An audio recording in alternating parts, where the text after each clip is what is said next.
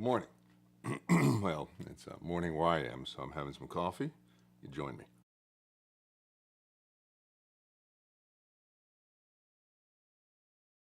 I would like to reinterpret a lesson from a magazine. Back in the day, I'm old. Okay, so I started getting a magazine 1985. When I first started playing guitar, I was getting Guitar for the Practicing Musician. I really dug this magazine. And this issue in particular is one I'd like to talk about. January 1996, by a gentleman named Jon Finn. It's on page 54. And it was kind of a follow-up to his article, Decode the Modes, October 1996. Right below their little kissy faces, you see Decode the Modes.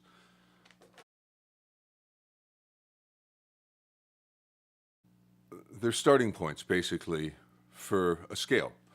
In this particular instance, we're talking about the major scale. Okay, so that's whole step, half step, whole step, half step. That's all I'm going to get into really about that. I want to get into this article. This particular issue opened my mind up to understanding why the modes work the way they do and how to memorize them in such a way that made it work for me. The guy, Jon Finn, I think he's still around, probably rocking, I'm sure, probably doing something cool. I have no idea, didn't do any research. This particular lesson to me is the one most worth talking about and most worth reinterpreting. It took a little while to understand what he meant by a certain thing. This thing, the warp refraction principle. Like the way that we do on the B string, we continue our pattern, but we have to shift up one fret. This takes that concept and applies it to one particular starting point within the modes.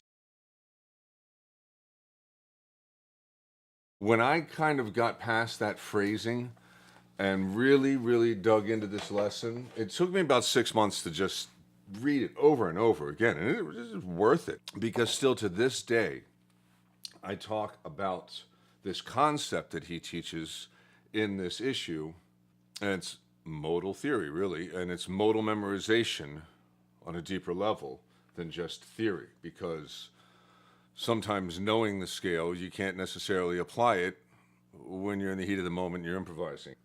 This article creates a number sequence based on starting positions of each mode. And in order to break it down even further, there's really only 3 shapes. It really comes down to learning 3 shapes on the guitar and understanding how to apply them to your chord theory. Your chord theory being, how that whole step, half step harmonizes into triads and then creates scales accordingly.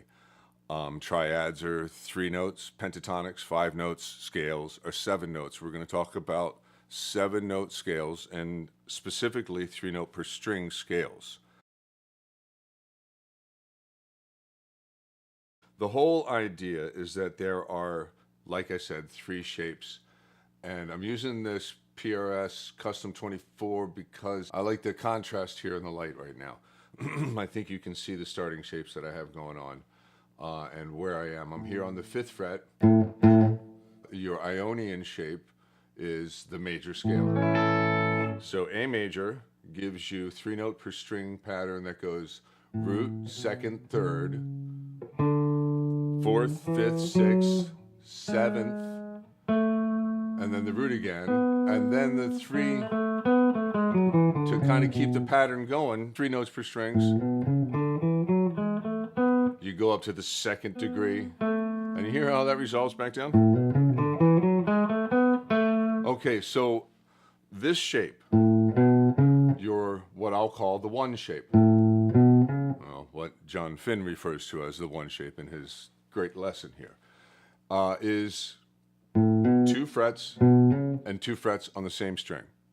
Now, the 4 shape is the same thing. So you see how I'm going 1, 4. And that's coming from the idea that this is your 2 and this is your 3. So instead of thinking to yourself 1, 2, 3, 4, you can go 1, 4. And that immediately was like, when I saw that, I was like, oh, okay, so the 4 and the 1 are the same. They're major. Obviously, I see where he's going with this. The 5. If you start on that 5th degree, you'll get the same thing. The 5th, the 6th, and the major 7th. You know, that A is almost there.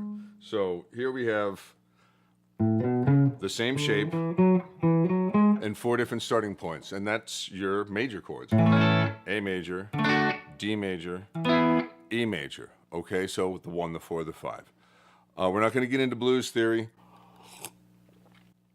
Breaks all the rules. We're just going to talk about this Western theory. What he talks about in here are these 3 shapes. The next shapes are minor. You have 3 major shapes, and then you have 4 minor shapes, of which the ones that most people that mess around with doing this kind of modal theory have the 2, or the Dorian, and that 2 degree is, let's just start it on B, the 7th fret, the 9th fret, and the 10th fret. Okay, that's your major 1. There's your 2. Let's do the shape of the 2 here. So starting points really is what has to get into your head when it comes to modal theory. All right, there's my 1. There's my 2. There's my 3. So I have minor thirds from the 2 and from the 3. There's a minor third there, and there's a minor third there. So the 2 shape differs from the 3 shape. The 2 shape is a whole step and then a half step. The 3 shape is a half step, excuse me, and then a whole step. So you can see you got 1, 2, 3. Keep on going, you've got the 4 again on the same string. Different tonality, darker, warmer, thicker. Now, I don't play on one string all the way up all the time, so you can't keep track of it necessarily for anything other than doing those kind of moves on a string, or that kind of stuff, which is cool. That's a great way to do that. And this phone number, this magic number sequence, actually is a good way to remember going up the strings, not just up a string. That's key to this article as well.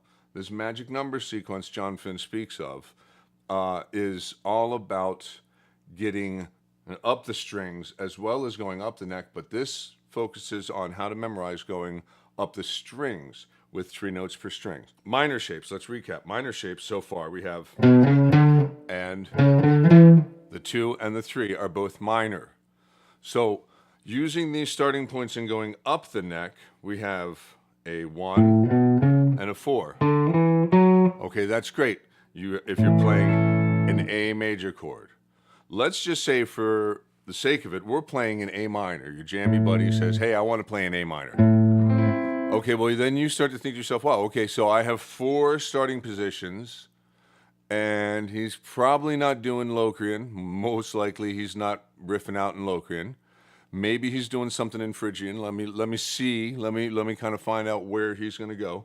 Let's say his first chord is A minor. You might think to yourself, okay, well, I know I can play my C major, and I can play my pentatonics accordingly. The 5/8, 5/7, 5/7, that whole thing. Everybody knows that shape. We all move it around. That's your comfort zone. Let's get out of that zone here just for a second so that we can interpret this article a little bit more and apply more than just 5 note patterns. Let's do 7 full notes and have 3 notes per string, and figure out what exactly he's talking about with this warp refraction principle, or what I would call the shift, just like on a B string. So as I just said, your 3 goes like that. It's this kind of a shape. The 7 does the same thing. The 7 shape, see, there's my 1 again. If we went up the string,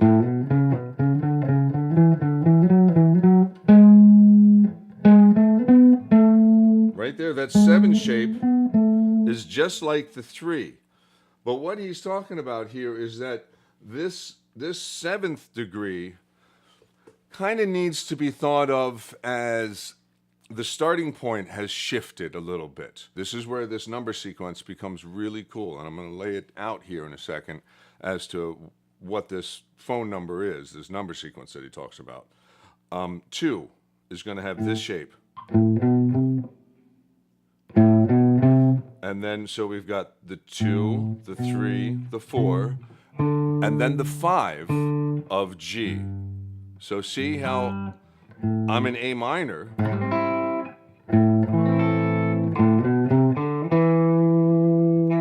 And then, so that's giving me the 2, the 3, the 4, the 5 of a G major. We're going to do modal interplay here and go to the 2nd degree of G major and make an A minor chord. And you can do all sorts of A minor chords.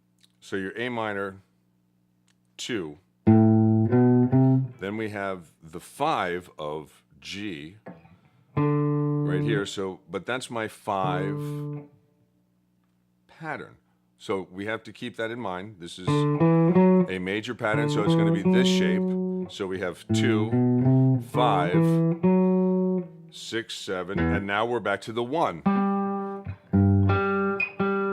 of G major.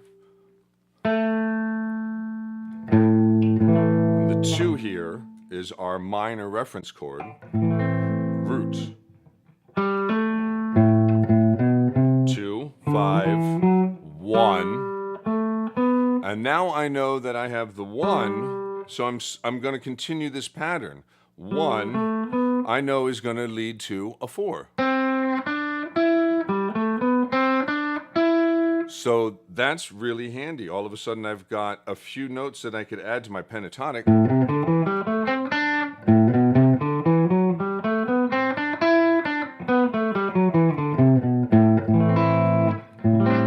And get some useful mileage with it.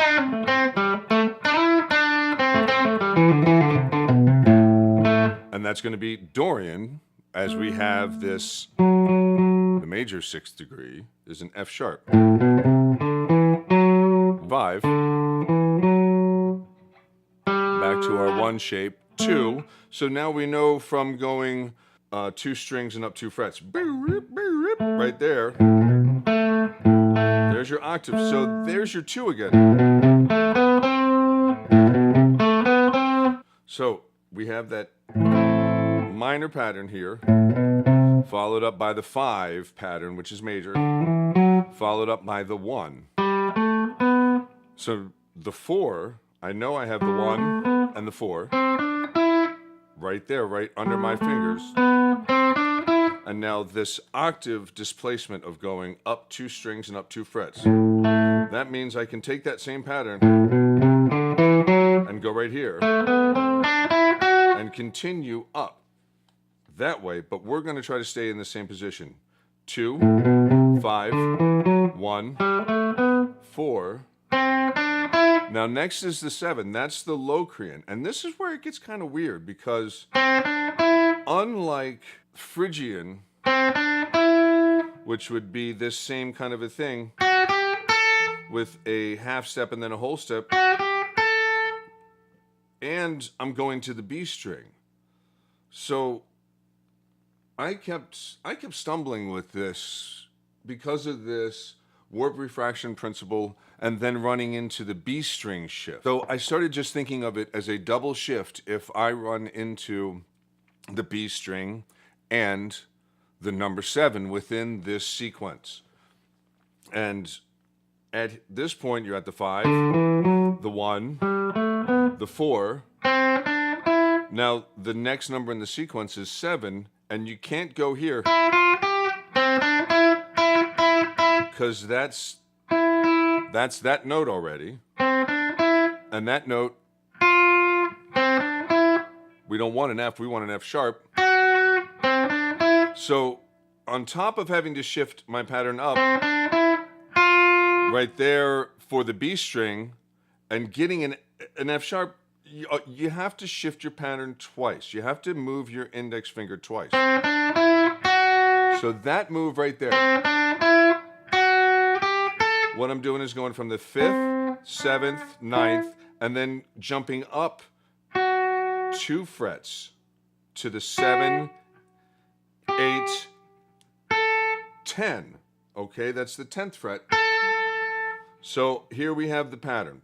2, 5, 1, 4, up, a shift for the B, and then shift for the number 7, 7, 1, 4, 7, 3. The next number would be 6, 2, 5, 1, 4, 7, 3, 6, 2, 5. The entire number sequence, 1, 4, 7, 3, 6, 2, 5, started to ring through my head. And I started saying, okay, well, how am I going to apply this anywhere else? So let's go back to the beginning of this and look. Here's number 1. Here's number 4. And then here's number 7. Okay, so you see I'm going in G major, 3, 5, 7, 3, 5, 7, and then 4, 5, 7. The 7 pattern has that built in, okay, whereas the 3 doesn't. So 1, 4, 7, 3. See, I want to go from my 7 up when I'm not on the B string, up exactly 1 string. 7, 3, which is your Phrygian mode. 1, 4, 7, 3, 6. Now I have a B string shift. I want to go, I can't go, you hear? Yeah, that's not right. So you have the B string shift, and it's just for the number 6. So you only have to shift 1 fret as you move up to that string. So 1, 4, 7, 3, 6,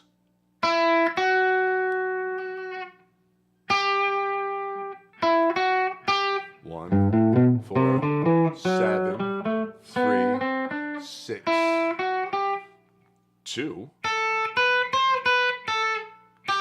1, because you know E strings, they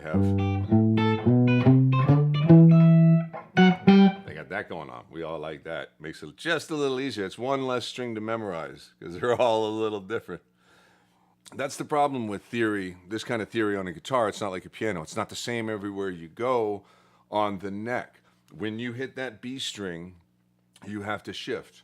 And when you're going 3 notes per string and you come up to the number 7 in your sequence up the neck, it's best to think of adding a shift, a double shift, like double D. You see what I did there? Sorry.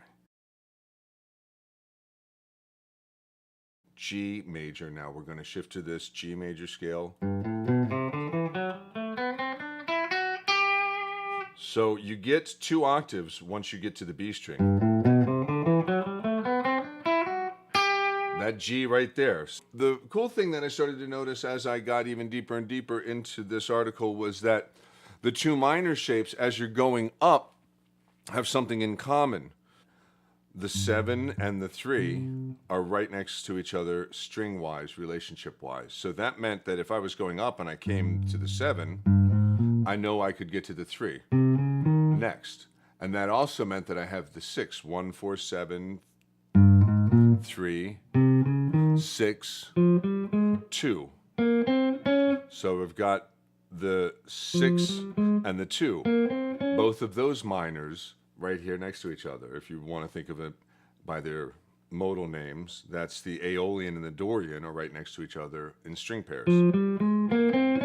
So that made it a little bit easier to start to remember which way to go. That means going back down, it's going to be 2, 6, and then 3, 7. So that's G minor Locrian. Nobody's ever going to do that, but that doesn't matter because we have these string patterns that we're using. Patterns help the guitarist just kind of get around. It's not like the piano, like I was saying. You don't just have everything the same every octave. So there's the string shifts, there's these different options to play patterns and thirds and minors and all that kind of stuff. This just kind of starts to put patterns of 3 notes per string under your finger, and this particular magazine article did a really good job of helping me memorize the sequence 1 4 7 3 6 2 5. 1 4 7 3 B string shift 6 1 4 7 3 6 2. So the same thing on the way down. 2 6 3 7. Oh, yep. So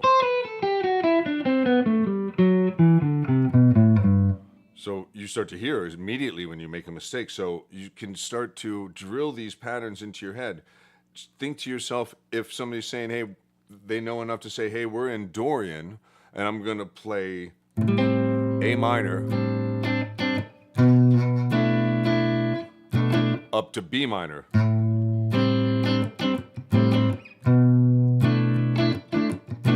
Well, that gives you your option. That lets you know that you're going, that you have this sequence of a minor and then a minor next to each other. And that's going to only happen here in this degree here. If you were to be going from the 6 to the 7,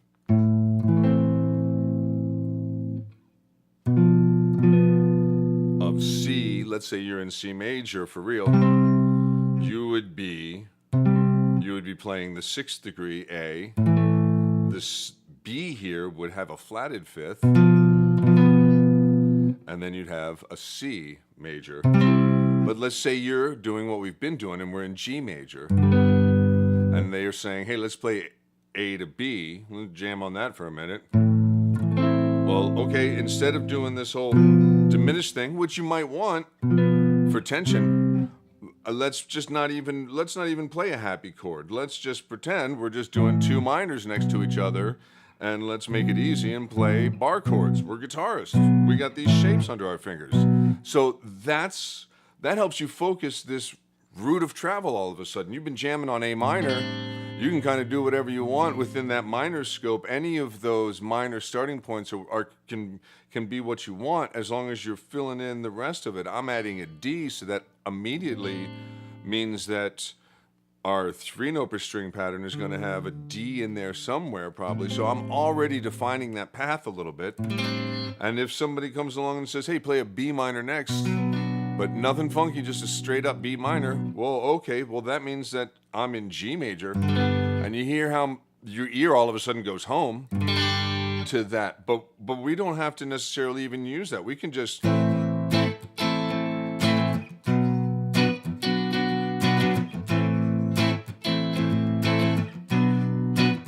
And that gives us these patterns to all of a sudden work with. We have the 2 and the 3. Okay, there's your starting points. You've defined a whole bunch of the scale already. You've defined from the 2nd of the G major to the 5th of G major, and that's a lot of note ground. So, and it gives you, all of a sudden you can start to see your pentatonic. You'll see your 5 note patterns start to fall into these 3 note per string patterns. You'll see notes that repeat, like especially in that G to B relationship, you'll start to see those notes repeat, and why you want to end up going up to this pattern, up to this string, in order to keep the pattern. And it'll start to make sense as you start to go and count these numbers in your head, just in your own time. Write this out. I don't know YouTube's policy on talking about tabs and stuff. I'm new at this lesson. This is obviously my first lesson. Thanks for hanging if you've made it this far. I am talking about something in particular that was written by somebody else, a gentleman named Jon Finn, for Guitar for the Practicing Musician, January 96. He laid it out really well, this number sequence. 1, 4, 7, 3, 6, 2, 5. It's a great series of numbers for a guitarist to get in their head, because the guitar is tuned to fourths until you get to that B string, then you have the third.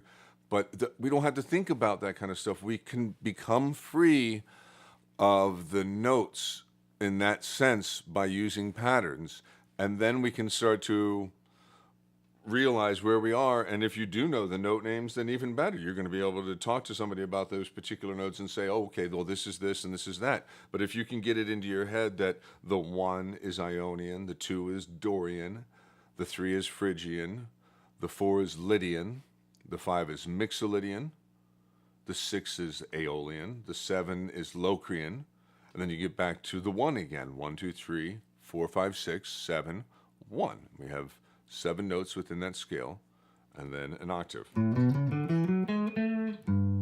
Yeah, we've been in G. Sorry, I didn't mean to throw your ear a little bit there. So what I just did there. Let's say I want to play an A, and the guy is saying, hey, I played this chord, and you notice, okay, well, he's playing that note within there. That's called a dominant 7. That's got a major third in relationship to the root. It's got a fifth, but it also has the 7th degree within a chord. So this triad is actually 4 notes. So it's an extended triad. That 7th is added. And you say, well, I can't just go 1 and be accurate with him. Well, that major relationship with a minor 7th is found within the 5 pattern. That's the Mixolydian degree, and that's a really cool. I'm going to end this lesson here of his magic number sequence, or the modal phone number, whatever you want to call it. I'm going to end it kind of talking about Mixolydian, because the 5, A, let's say we're in A, that's going to come from the key of D. Okay, so D, E, F, G, A, 1, 4, 5. So as I was saying, your minors group together in those string pairs that way. The 5, the 1, the 4 actually kind of catch up to each other in that way as well, and they group together in 3 string pairings. So you have the 5, the 1, and the 4, all within that one pattern. And a lot of people know this pattern, which is 2 frets, and then 3, and then 2 frets. That's kind of where this comes from. It's just a quicker way to get around it.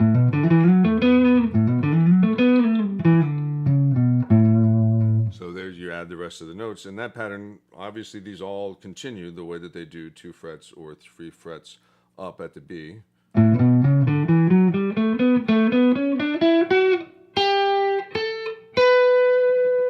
That gives you that G. See, that 3 falls right in line and gives you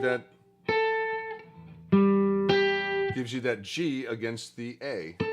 And you see, that's bluesy. And then that major third right in there.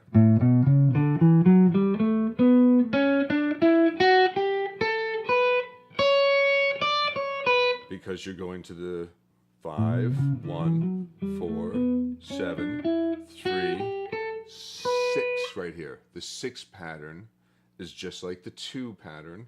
They have a whole step and then a whole step between them. So if I had another string, next up would be the 2. And would be right there. It's not a 7 string. This lesson would be great to give on a 7 string because then I could go through all of those numbers. 1, 4, 7, 3, 6, 2, 5 with the B string shift, and as well. So that's a good way to get, if you play 7 string or you're new to 7 string and you want to get into 3 note per string patterns, this number sequence will lay out really well across that actually. But this is the issue I'm talking about. If you see it on eBay, you should pick it up if you're interested in this kind of stuff. Doesn't even get a cover mention. Whereas his article from October 95 actually does have something here. It can be confusing. That's called Decode the Modes here in that one particular issue. This is a good issue. It's great for understanding it, the modes. I recommend getting on that level before you really try to then all of a sudden apply this phone number. That's what I recommend. That you can use the phone number. Just remember this double shift with the 7 when you get to the B string. Shift at the B string, double shift with the 7. 7 has a built-in shift. Those are just the silly kind of little rules that it kind of took me a little while to decipher out of that because he called it what he did, that warp refraction principle theory, whatever it was. I enjoyed the article. It has stuck with me for 20 some odd years, 24 years now. I think about it all the time when I'm playing. I think about it all the time when I'm writing and when I'm trying to come up with ideas for looping. So hopefully something like this can help you see that, and it can help you kind of maybe even expose yourself to a way of thinking about theory. Start looking at these notes. Try this all in C where there's no sharps and flats. Do it in something where you can hear it with your ear. Use a piano if you need to. Use a sustain pedal. Use a looper to just play 1 single chord or 2 single chords and start to experiment with what it means to play modally. That would be my suggestion if this is really something that you're into. Once again, thanks for hanging out. I'm Double D. I appreciate it.